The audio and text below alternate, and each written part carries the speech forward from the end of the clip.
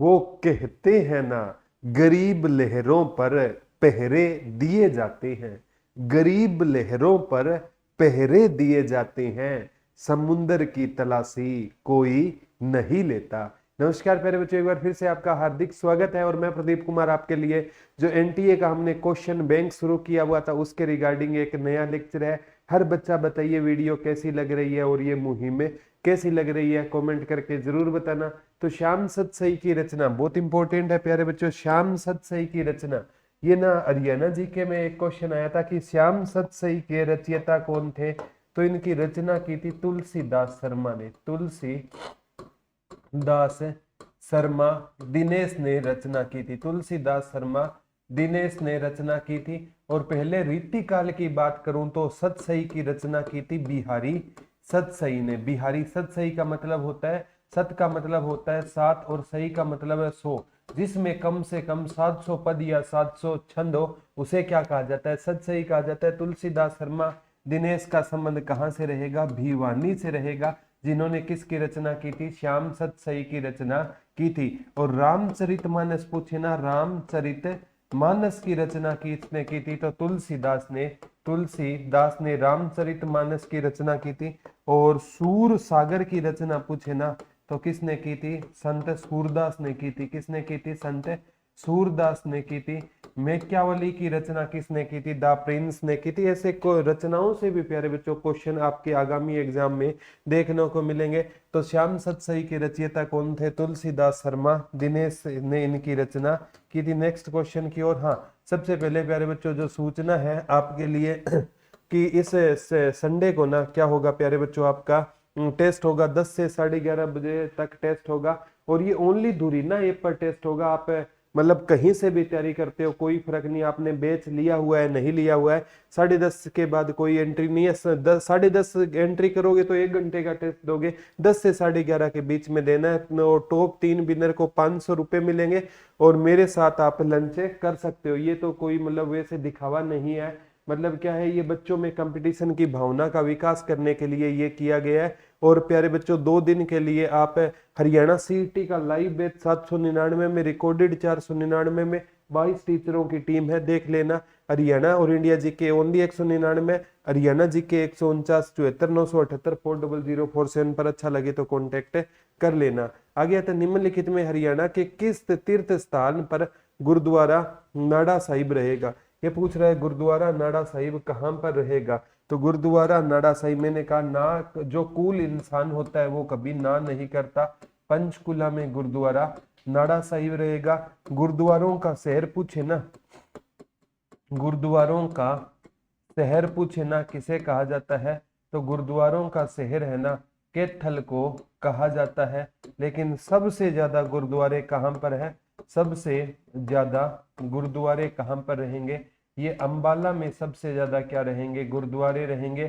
कैथल में प्यारे बच्चों ये गुरुद्वारा वैसे भी फेमस है, टोपियों वाला गुरुद्वारा। इसमें ना रामायण और गुरु ग्रंथ साहिब का इकट्ठे क्या होता है, पाठ होता है। आपसे पूछेगा श्री मंजी साहिब कहाँ पर है, तो श्री का प्रयोग करेंगे थल पे, कैथल में रहेगा। और गुरुद्वारा मंजी साहिब है ना, गुरु हमें रोने नहीं देगा, तो गुरुद्वारा मंजी साहिब कहाँ पर हो जाएगा, रोहतक में हो जाएगा। और प्यारे बच्चों मंजी साहिब, मंजी पर बैठकर आप आम खाते हो, मंजी साहिब गुरुद्वारा कहाँ पर हो जाएगा, अंबाला में हो जाएगा। कहाँ पर होगा, नीम साहिब गुरुद्वारा कैथल में हो जाएगा। और जैसे पीछे पूछा जाता है आगामी एग्जाम में, चिल्ला साहिब गुरुद्वारा कहाँ पर हो जाएगा, अंबाला में हो जाएगा। गुरुद्वारा सिंह साहिब कहाँ पर हो जाएगा। इस हार में एक गुरुद्वारों से रिलेटेड क्वेश्चन पक्के आगामी एग्जाम में आएंगे। नेक्स्ट क्वेश्चन की ओर बढ़ते हैं प्यारे बच्चों।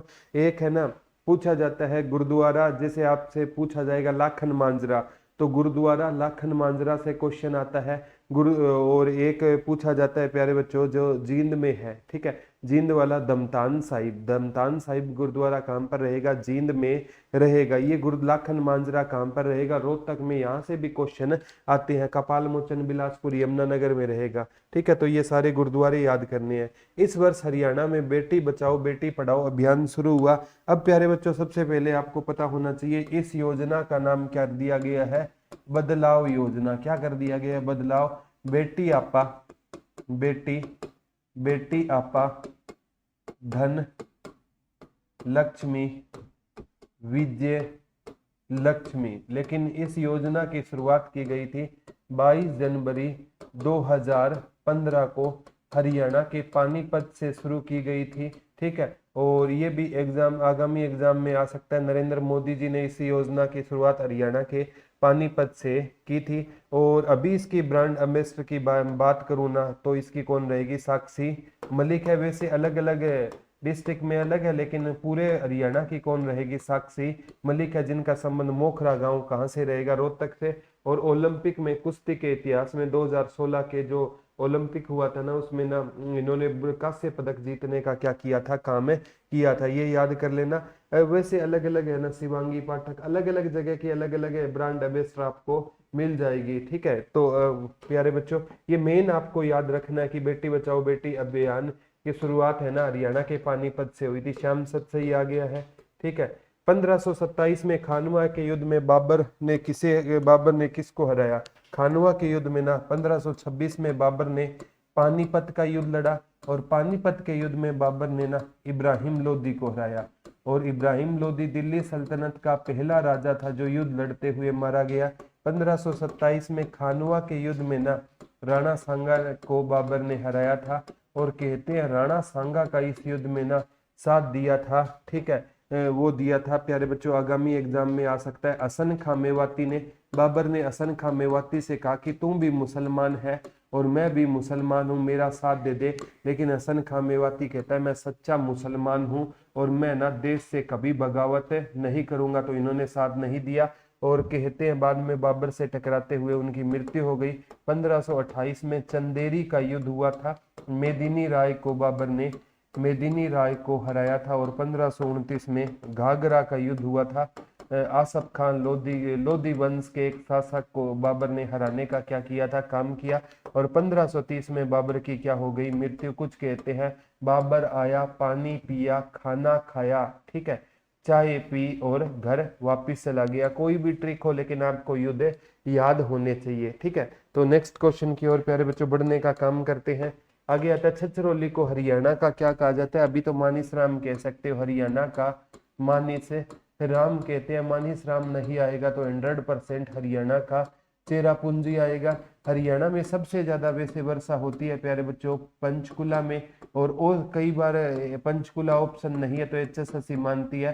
अंबाला में ज्यादा वर्षा होती है, तो कोई प्रॉपर एक एरिया तो छछरौली रहेगा। और ये ना कलसी, छछरौली में ना कहते हैं कलसिया, इनका राजा का क्या हुआ करता था? शासन होता था।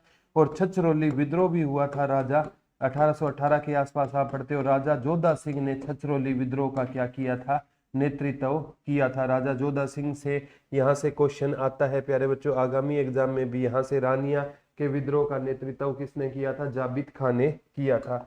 नेक्स्ट क्वेश्चन की ओर बढ़ते हैं। हरियाणा में फरीदाबाद की यह झील तोमर वंश के शासक के दौरान स्थापना की गई थी। प्यारे बच्चों ये झील रहेगी सूरज कुंड झील रहेगी, सूरज कुंड झील रहेगी। 10वीं शताब्दी में इसका निर्माण किया गया। इसे प्यारे बच्चों पहले किस झील के नाम से जाना जाता था? मयूर झील के नाम से इसको जाना जाता था। और सूरज कुंड झील का इसी पर ना इसका जो आप आकार देखोगे ना, वो उगते हुए किसके समान रहेगा? सूर्य के समान इसका क्या रहेगा? आकार रहेगा। और ये फरीदाबाद में रहेगी। और ये कि इसका निर्माण किसने कराया था? या तो आपको सूरज मल मिलेगा, या आपको अनंग पाल तोमर ने इसका क्या करवाया था? निर्माण करवाने का काम किया था। नेक्स्ट क्वेश्चन की ओर बढ़ते हैं। किस झील पर राज्य सरकार द्वारा वाटर पोलो स्पोर्ट्स सेंटर का निर्माण किया जा रहा है? तो ये दमदमा झील पर रहेगा। किस झील पर रहेगा? दमदमा झील पर इसका निर्माण किया जा रहा है। और प्राकृतिक दृष्टि से ना आपसे पूछा जाएगा हरियाणा की सबसे बड़ी झील रहेगी। हरियाणा 3000 एकड़ के आसपास आप पढ़ोगे। हरियाणा की क्या रहेगी? सबसे बड़ी झील कौन सी है? दमदमा। सबसे सुंदर झील पूछे हरियाणा की, भिंडावास झील रहेगी। तो ये भी क्वेश्चन आएगा। यहाँ पर स्पोर्ट्स सेंटर का निर्माण। और जो मोरनी की पहाड़ियां पंचकुला में है, वहां पर बाबा रामदेव क्या बना रहे हैं? एक हर्बल पार्क बनाने का क्या कर रहे हैं? काम कर रहे हैं। तो यहाँ से भी क्वेश्चन आगामी एग्जाम में आपको दिखाई देंगे। आगे आता है चौधरी देवीलाल हर्बल पार्क किस जिले में है? तो चौधरी देवीलाल हर्बल पार्क है ना, इसे प्यारे बच्चों रुद्राक्ष वाटिका के नाम से भी जाना जाता है, रुद्राक्ष वाटिका कहते हैं। यहाँ पर डॉक्टर एपीजे अब्दुल कलाम आए थे और यहाँ पर रुद्राक्ष का पौधा लगाया था। ये चूहूपुर कहाँ पर रहेगी? यमुनानगर में रहेगी। कहाँ पर रहेगी? यमुनानगर में रहेगी। चौधरी देवीलाल यूनिवर्सिटी पूछे ना, जो 2003 में बनी थी। CDLU यूनिवर्सिटी कहाँ पर है? सिरसा में। और चौधरी देवीलाल हर्बल पार्क यमुनानगर में रहेगा। और चौधरी देवीलाल खेल स्टेडियम जो फेमस है पंचकुला में रहेगा। और वैसे चौधरी देवीलाल खेल स्टेडियम कहाँ पर है? गुरुग्राम में है। ये प्यारे बच्चों चौधरी देवीलाल से रिलेटेड कुछ चीजें थी जिनके आपको आंसर अलग मिल सकते हैं। वैसे चौधरी देवीलाल को किसानों का मसीहा, ताऊ, किंग मेकर, जन नायक के नाम से भी जाना जाता है। एकमात्र ऐसे स्वतंत्रता सेनानी थे जो आगे चलकर हरियाणा के CM बने थे। 1989 और 90 के दौरान 2 बार देश के उप प्रधानमंत्री बन चुके हैं। तो ये क्वेश्चन पक्का आएगा, ऐसे कौन से स्वतंत्रता सेनानी थे जो आगे चलकर हरियाणा के CM बने? प्यारे बच्चों Telegram GK by Pradeep sir का लिंक अभी डिस्क्रिप्शन में ज्वाइन कर लेना। इसकी जितनी भी PDF है मैं वहां पर आपको शेयर करने का काम करूंगा। हरियाणा में 1999 में किस बैराज की जगह अथनी कुंड बैराज ने ले ली? किस बैराज की जगह? ठीक है, वो ताजेवाला बैराज की जगह। किसकी जगह प्यारे बच्चों? ताजेवाला बैराज ने, अथनी कुंड बैराज ने ले ली थी। कौन सा बैराज था? ताजेवाला बैराज होता था। ये प्यारे बच्चों अगर आपसे पूछे ना, यमुना नदी है ना, यमुना नदी है ना, कहाँ से हरियाणा में एंट्री करती है? यहाँ तो ताजेवाला बैराज मिलेगा या आपको अथनी कुंड बैराज मिलेगा। तो हरियाणा में 1999 में किस बैराज की जगह अथनी कुंड बैराज में? तो ताजेवाला बैराज रहेगा। ये पास पास में ही बैराज है। और प्यारे बच्चों यहाँ से ना आपसे आगामी एग्जाम में भी क्वेश्चन आ सकते हैं। या तो यमुना नदी हरियाणा में नेशनल पार्क पूछे तो कलेसर नेशनल पार्क के पास से प्रवेश करती है, या मठ पूछे तो कालेश्वर महादेव मठ के पास से हरियाणा में क्या करती है? प्रवेश करने का काम करती। आ गया था निम्नलिखित में कौन सा हरियाणा राज्य में बांध नहीं है? ठीक है, तो जैसे अनंगपुर बांध दे देगा, वो तो हरियाणा में है। कौशल्या बांध दे देगा, हरियाणा में है। ओटू बांध दे देगा, वो भी हरियाणा में। मसानी बांध दे देगा तो भी हरियाणा में है। तो हरियाणा के बांध याद हो जाएंगे तो वो ब्रह्म सरोवर बांध दे देगा, तो वो हरियाणा में ब्रह्म सरोवर बांध नहीं है। हरियाणा में ब्रह्म सरोवर है लेकिन बांध नहीं है। तो हरियाणा में बांध याद कर लिए ना, तो आपको अलग वो ऐसे ही फाइंड आउट कर लोगे। तो ब्रह्म सरोवर बांध नहीं है, वो क्या है? ब्रह्म सरोवर हरियाणा का प्रमुख क्या है? सरोवर है, या उसको झील में काउंट कर सकते हैं। तो ये हरियाणा में नहीं है। ठीक है, बांध नहीं है लेकिन क्या है? वो झील है। ठीक है, नेक्स्ट क्वेश्चन। हरियाणा सरकार ने यमुना की एक सहायक नदी खालिस्तान पर किसाऊ बांध के निर्माण के लिए मंजूरी दे दी है। तो ये हरियाणा की टोंस नदी पर, कौन सी नदी पर? यमुना की सहायक है टोंस नदी पर क्या दे दी है प्यारे बच्चों? किसाऊ बांध पर मंजूरी दे दी है। और हरियाणा का हाइड्रोक्लोरिक बांध पूछे तो कौन सा बांध रहेगा? अनंगपुर बांध रहेगा। हाइड्रोक्लोरिक या गुरुत्वाकर्षण बल वाला कौन सा रहेगा? अनंगपुर बांध। ये प्यारे बच्चों बैच है जिसकी फीस है ना 799 रुपये रहेगी केवल, है ना। 2 दिन के लिए 22 टीचरों की टीम है, साथ में लाइव है, साथ में रिकॉर्डेड है, देख लेना अच्छा लगे तो। आगे आता, हाल ही में हरियाणा के मुख्यमंत्री ने खालिस्तान के करार के हस्ताक्षर को अनुमोदित दिया है जो यमुना नदी की 2 सहायक नदियों पर। ये प्यारे बच्चों किसाऊ नदी पर क्या बनेगा? किसाऊ नदियों पर नई भंडारण ऊर्जा जोड़ेंगे। एक है ना आपसे यहाँ किसाऊ और रेणुका बांध, कौन सा बांध? कौन सी 2 नदियों पर? किसाऊ और कौन सा बांध रहेगा? रेणुका बांध रहेगा। किसाऊ और रेणुका के लिए क्या, कि रेणुका बांध के लिए क्या किया गया है? करार किया गया है, जिसमें नदियों के नई भंडारण सप्ताह को क्या होगा? जोड़ा जाएगा। नेक्स्ट क्वेश्चन की ओर बढ़ने का काम करते हैं। हरियाणा की सबसे पुरानी नहर कौन सी है? बहुत इंपॉर्टेंट है प्यारे बच्चों। हरियाणा की सबसे पुरानी नहर यहाँ तो है ना जो पूर्वी यमुना नहर है ना, ऑप्शन में आ तो सकता है पूर्वी यमुना नहर, है ना, क्योंकि हरियाणा से निकाली गई थी। वैसे ज्यादा सही है ना पश्चिमी यमुना नहर रहेगा, क्योंकि पूर्वी यमुना नहर है ना ये सिंचाई करने के लिए कहाँ चली जाती है? उत्तर प्रदेश में चली जाती है। तो हरियाणा में सिंचाई पश्चिमी यमुना नहर द्वारा होती है।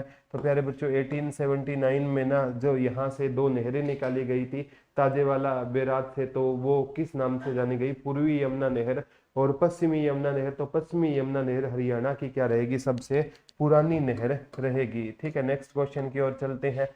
जनवरी 2000, ये क्या कह रहा है? जनवरी 2000 बहुत इंपॉर्टेंट है।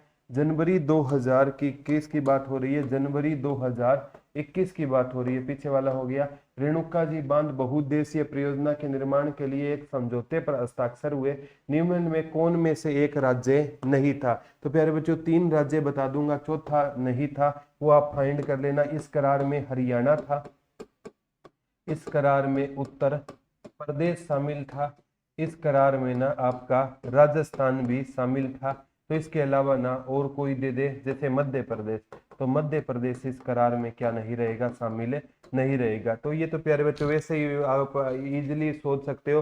हरियाणा की सीमा उत्तर प्रदेश से लगती है, राजस्थान से लगती है, पंजाब से लगती है, उत्तराखंड से भी 11 किलोमीटर की क्या लगती है, सीमा लगती है। और वैसे पूछे तो दिल्ली और चंडीगढ़ से भी क्या लगती है, सीमा लगती है। ठीक है, वो यूटी में काउंट होते हैं। तो मध्य प्रदेश राइट आंसर हो जाएगा। पश्चिमी यमुना नहर किस स्थान से यमुना नदी से निकाली गई थी? तो प्यारे बच्चों ये ताजे वाला, ठीक है, पश्चिमी यमुना नहर किस स्थान से यमुना नदी से निकाली गई थी? तो ताजे वाला बैराज से यमुना नदी से पश्चिमी यमुना नहर निकाली गई, जो हरियाणा की सबसे क्या रहेगी, पुरानी नहर रहेगी। और हरियाणा की सबसे प्रमुख नहर पूछे तो यमुना नदी है, ये पश्चिमी यमुना नहर पुरानी है, लेकिन हरियाणा की नदी पूछे ना प्रमुख कौन सी है, यमुना नदी है। इसे बारामासी नदी के नाम से भी जाना जाता है। हरियाणा की सदा बहने वाली नदी भी यमुना है। और कोई जोड़ा पूछे तो यमुना और घग्गर हरियाणा की सबसे प्रमुख नदी रहेगी। घग्गर है ना सिरसा होती हुई आगे मुझे मतलब राजस्थान जाकर लुप्त हो जाती है, डागसाई की पहाड़ी से निकलती है, कालका पंचकुला से प्रवेश करती है। ये पेपर में बहुत बार आएगा, रट लेना। कुरुक्षेत्र का नाम हरि क्षेत्र किस में था? ये पक्का आएगा। कुरुक्षेत्र का नाम हरि क्षेत्र किस में था? कुरुक्षेत्र का नाम हरि क्षेत्र है ना सकंद, सकंद पुराण में कुरुक्षेत्र का नाम क्या होता था? हरि क्षेत्र होता था। ये आगामी एग्जाम में आ सकता है। सकंद पुराण में, सकंद पुराण में ना कुरुक्षेत्र का नाम क्या था? हरि क्षेत्र था। और बाण भट्ट ने ना, बाण भट्ट ने कुरुक्षेत्र को क्या कहा था? तो बाण भट्ट ने कुरुक्षेत्र को किस नाम, श्रीकंठ जनपद कहा था। बाण भट्ट ने कुरुक्षेत्र को क्या कहा था? श्रीकंठ जनपद कहा था। आगे विद्वानों के अनुसार हरियाणा किसका अपभ्रंश रहेगा? ये क्वेश्चन आ चुका है। अहिराणा का अपवंश रहेगा। हरियाणा है ना, विद्वानों के अनुसार हरियाणा किसका अपभ्रंश है? तो हरियाणा प्यारे बच्चों विद्वानों के अनुसार हरियाणा है ना अहिराणा का क्या रहेगा? अपभ्रंश रहेगा। ये आगामी एग्जाम में भी डायरेक्ट क्वेश्चन, यानी हरियाणा की उत्पत्ति किससे हुई है? अहिराणा से है। और हरियाणा का अर्थ क्या है? हरि का निवास, हरि का निवास या हरि का वासी किसको कहा जाता है? हरियाणा को कहा जाता है। तो ये अहिराणा का अपभ्रंश रहेगा। आगे आता है महाभारत में हरियाणा को बहुधान्यक नाम से जाना जाता था। बहुधान्यक, ये बार कितनी बार मैंने ये क्वेश्चन करवाया है। बहुधान्यक का अर्थ रहेगा प्यारे बच्चों अत्यधिक समृद्ध भूमि। बहुधान्यक का अर्थ क्या रहेगा? अत्यधिक समृद्ध भूमि होती है ना, अत्यधिक समृद्ध भूमि को क्या कहा जाता है? बहुधान्यक कहा जाता है। महाभारत में हरियाणा को बहुधान्यक के नाम से जाना जाता था। तो बहुधान्यक का मतलब क्या रहेगा? अत्यधिक समृद्ध भूमि रहेगा। किस पुराण में हरियाणा का नाम हरियाला था? ठीक है, पुराणों की बात की गई है। किस पुराण में हरियाणा का नाम अहिराला था? ये पेपर में आपसे पूछा जाएगा। तो पुराणों में प्यारे बच्चों कुरुक्षेत्र को धर्म क्षेत्र भी सकंद पुराण में, तो सकंद पुराण में हरियाणा का नाम क्या था? हरियाला। किस पुराण में? सकंद पुराण में हरियाणा का नाम क्या था? अहि अहि जो हरियाला था। और हरियाणा का नाम सबसे पहले किस ग्रंथ में मिलता है? तो चाहवण ग्रंथ में हरियाणा का सबसे पहले क्या मिलता है? वर्णन। ऋग्वेद में इसे रज हरियाणे के नाम से जाना जाता था। ऋग्वेद में आ गया ना, हरियाणा को किस नाम से जाना जाता था? ऋग्वेद में हरियाणा को रज हरियाणे के नाम से जाना जाता था। और डॉक्टर एच.आर. गुप्ता, रट लेना, एच.आर. गुप्ता, इन्होंने हरियाणा को क्या कहा था? आर्यना कहा था। क्या कहा था? आर्यना कहा था। यानी आर्यना का अर्थ क्या होता है? आर्यों का घर होता है, आर्यों का घर। तो ये आपसे पूछा जाएगा आर्यों की उत्पत्ति का सिद्धांत किसने दिया? तो सबसे पहले मैक्स मुलर का सिद्धांत है ना, वो सबसे ज्यादा माना गया। लेकिन बाल गंगाधर तिलक, बाल गंगाधर तिलक कहते थे आर्य है ना सुमेरु पर्वत से, सुमेरु पर्वत से आए थे। और या अंटार्कटिक प्रदेश से आए थे, आर्य आए थे। लेकिन जो बाल गंगाधर तिलक के अलावा है ना स्वामी दयानंद सरस्वती जी कहते थे, जिन्होंने 1875 में आर्य समाज की स्थापना की थी। उन्होंने कहा था आर्य कहाँ से आए थे, तिब्बत से आए थे, लेकिन मैक्स मुलर कहता था आर्य है ना मध्य एशिया से आए थे। और यह सिद्धांत है ना आर्यों का सबसे ज्यादा माना जाता है। और वैदिक सभ्यता की उत्पत्ति किसने की थी? आर्यों ने। तो वैदिक सभ्यता का पालना किसको कहा गया था? वैदिक सभ्यता का पालना हरियाणा को कहा जाता है। नेक्स्ट क्वेश्चन की ओर बढ़ते हैं। हरियाणा शब्द का शाब्दिक अर्थ क्या होता है? तो हरियाणा शब्द का अर्थ होता है हरि का निवास, यानी भगवान का घर। हरियाणा शब्द का शाब्दिक अर्थ क्या रहेगा? हरि का निवास या भगवान का घर।